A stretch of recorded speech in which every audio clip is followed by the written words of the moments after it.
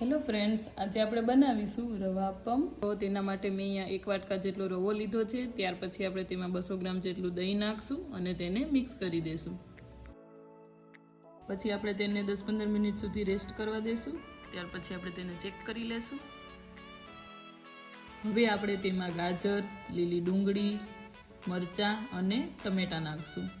પછી આપણે તેમાં સ્વાદ પ્રમાણે મીઠું નાખીને તેનું બેટર બનાવી લેશું. તો પછી મેં અહીંયા આપણે પેન લીધું છે. પેનમાં આપણે થોડું તેલ નાખશું. ત્યાર પછી તેમાં થોડી રાઈ નાખશું. જે બેટર બનાવીને રાખેલું એ બેટર આપણે 1 ચમચી જેટલું તેમાં નાખી દઈશું. પછી આપણે તેને ઢાંકીને ચડવા દઈશું. હવે આપણે આ રીતે તેને ફેરવી લેશું અને બીજી બાજુ પણ શેકી લેશું.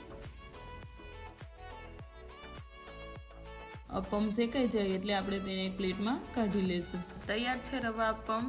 એકદમ ઝડપથી બની જાય છે. તમે